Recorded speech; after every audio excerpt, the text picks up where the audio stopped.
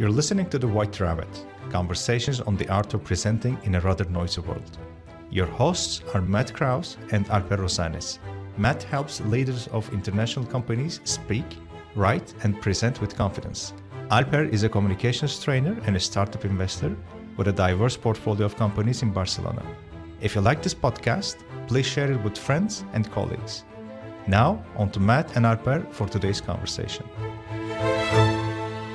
Alper, today we're going to be talking about offering service guarantees. Yes. But today is a special day because we've got a friend of ours joining us from Austria. Remember Andreas? Of course. How can I forget? Yeah, of course. And we know that the three of us know each other from Istanbul. None of us live in Istanbul now. We all have moved on to other places, but the three of us met in Istanbul. And for some years, Andreas has been living in Austria, but we've kept in touch with him, and it's an honor to have him with us today. He does training in Austria, and it's not presentation training, but it's training of another sort. So he's a great addition for today's conversation because he knows enough about our business to speak intelligently about it, but he comes to us with an outside perspective. Tell us more, Andreas. What kind of training do you do? Yeah, hi, Matt. Hi, Alper. It's nice to see you again and to be on this podcast. It's an honor to me, actually. It's an honor for me. What kind of trainings do? I come from the executive search arena, and then also with Toastmasters and all the things we did together, I started the training company, and we focus mainly on leadership, on business development equals sales, and we do team development trainings. So I'm a speaker, trainer, and coach in these three areas: leadership, business development, and teamwork. Excellent. Well, welcome, Andreas. It's good to have you with us. It's good to be here. So, Alper, today's subject is offering guarantees, and I've got some opinions on it, and in a few minutes we'll be asking Andreas his opinion on it.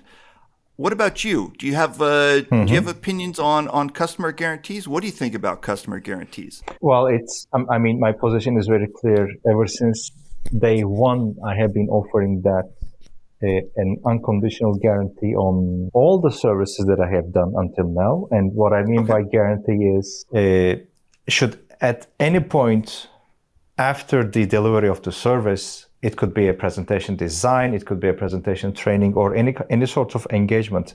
At any point after the ending of the engagement, should the customer feel that their expectations were not met 100%, they receive full refund for the money that they have paid, and no one has asked it yet.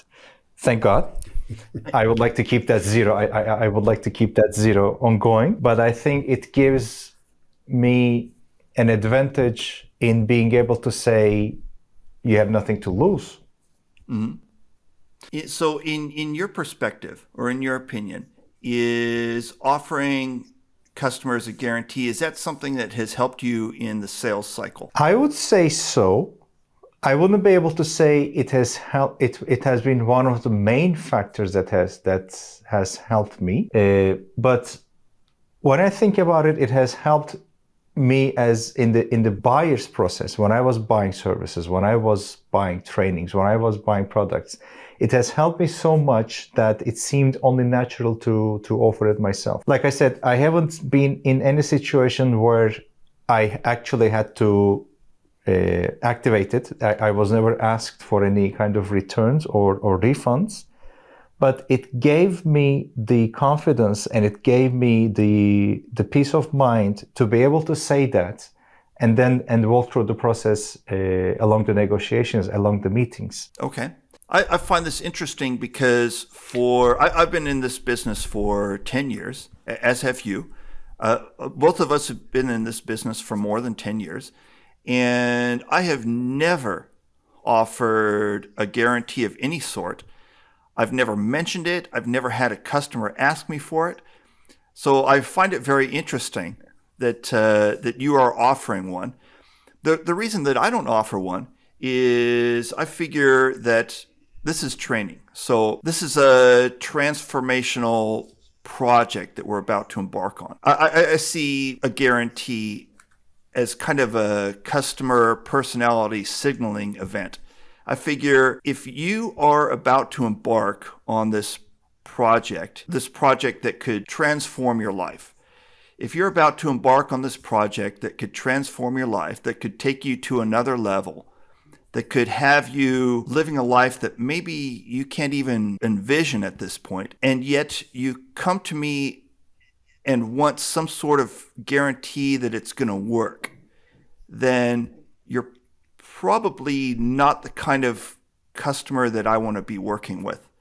Because a customer who's looking for a guarantee is a customer who's looking for some safety. And personally, I love guarantees. Like, if I am buying a fan, for example, I want a guarantee that fan is going to blow air across my face. Yes. If I'm buying some speakers, I want a guarantee that if I plug those speakers into my stereo, that some sound is going to come out of the speakers. So I love guarantees. I'm not against guarantees at all.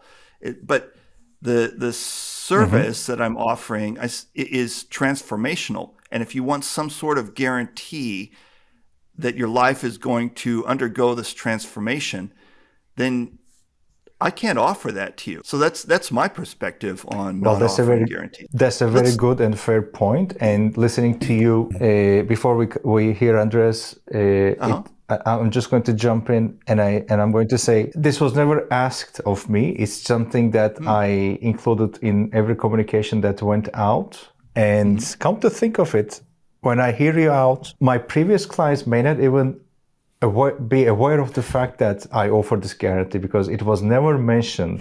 It was just written on all the communications. No one has ever asked for it. So if you go and talk to them, maybe they will say, we didn't know that. We didn't know. We didn't know that Alper was offering a guarantee. But it's a good thing. I mean, at the end of the day, it never came up. Obviously, there must be some sort of satisfaction going on, so that no one has ever opened up the topic. But yes, your points are very valid and fair. I agree with that. It's just that I happen to enjoy a zero incoming request for such a guarantee, and it's made me look at things from a different perspective, and I agree with you. I mean, I totally agree with you. Let's get an outside perspective on this. Yes. So Andreas, what are your thoughts on this subject? I have tons of thought here. You striped so many things now, so I try to gather that. I'm in two different businesses. One is the executive search, so the arena where you try to find the right people at the right time for the right organization, for the organization. So the right place, the right time, the right people. Okay. There, we do give 100% guarantee, meaning, and we advertise this also. We don't keep it just on the paper. We really have this in the open conversation when we give a pitch. And that is when the customer or the candidate, which we thought is the right person, quits. So when the candidate says, for any reason, I'm not in anymore, that is different than I thought, and something changed in my life, I quit within 3 months, within 6 months, depends on the position. If they quit, we will find once more, we go through the whole process and try to find adequate right person. Except the extra services like an ad, which will cost something to a third party. We charge the ad, but not the service to find the right person and to evaluate the right person. So there we give 100% guarantee, and that is in the market known. Almost everybody gives a guarantee. Almost nobody gives money back. So we never give the money back. But we give the service once more for free. When it comes, when it comes to training, that's a different issue in my opinion. Can we ever give money back? It's 15 minutes over. We cut this out. Continue. Okay. So we never give money back in training. So when you have design or what does it mean training? The student will find the teacher when he is ready, or she, right? We heard this saying. Yeah. When the student is ready, they will find the teacher, or the teacher will find the students when they are ready. Sure. But most of the time, when you work for an organization, for a company, then the student is not ready. The student is actually sent to a program where the company thought that's the right program for them. Or the company asks in the organization, what kind of training do you want to have? Then you are a bit closer to when the student is ready. But still, we have so many hours for the employees to get the training or development. So to give a guarantee here that they will be satisfied is, for me, in my opinion, impossible, because the stuff has to be the right thing. Yes, we evaluate in forefront when we pitch, what do you really need? What do you really want to improve? But is the student ready now? Okay, the student sits in the classroom and we try to make a training, which is really a training, not too much philosophy, but more training like in a gymnasium, where you go and train the muscle and do the thing which you just heard 5, 6, 7, 10 times. Then that's a training. Okay. Otherwise, it's a seminar, I call it. So to give now the guy knows how to do it, but will or he or she do it? We can't guarantee that, can you? So no. Giving here money back, I don't know. Yeah. So let me see if I'm hearing you correctly. You have nothing to on your executive search business. So you're not offering a money back guarantee, but you'll do the service again if it doesn't work out. But for the training, you're taking kind of is the student ready? The student has to be ready. So you're not offering guarantee there because the other party has a lot of responsibility for whether the training works or not. Is that correct? Exactly. In the executive search arena, I can do it easily because we say, this is the person, we check this, that, and that, whatever you wanted to check. So we believe this is the right person. Then the company sees this person, the supervisor sees the person and says, yes, that's the right person. So we have our check, our personal check. Then we may have done an assessment, which is a tool, online tool, offline tool. Maybe more than one psychologist looked into the profile. Then we suggested the person. The company says, yes, this is the person. But in the end, it didn't work out, either on the company side or on the prospect side, on the employee. So if we all saw the person, we all said, yes, that's correct. And the person said, yes, this is the right company I want to work for. But something happened in these 3 to 6 months where something changed. And they said, no, it's not the right environment. Then we say, yes, we give a guarantee because it will not happen twice in the same company that you do twice the same mistake. Yeah. But in training, I'm not sure that you can do that. Okay. One thing, and we won't be able to tackle this today, but one question that's coming up as part of this discussion is, what is training after all, and why are people doing it? So, because Andreas used this phrase, he said, when the student is ready. What was that phrase, Andreas? When the student is ready, the teacher will come, or something like that? Was that the phrase? Will appear, yeah. The teacher and the student will find each other when the student is ready. Yeah, so when the student is ready, the teacher will appear. So this or opposite. This conversation about guarantees is opening up a can of worms, which is, does training work at all? Why are people doing training? So I don't know. What do you think, Alper? Should we follow up on this next week or something like that? I think that would be a great conversation to continue, yes. Yeah. So what seemed like a simple question, should we offer guarantees or not, is inconclusive, and we need to continue a broader conversation. We need to continue this on the next episode.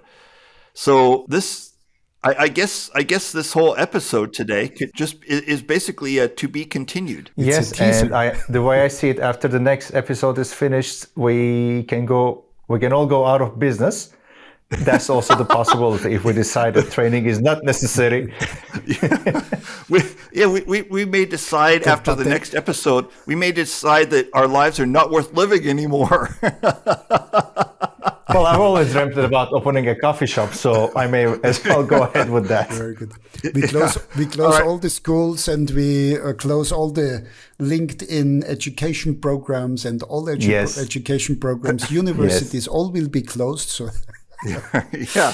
So who knows what's going to come out of the next conversation? Hopefully, we'll still have a purpose, and the schools will still be open. So. Tune in next time for a much broader subject. So thank you, Alper and Andreas. We'll talk to you next week then. Thank you.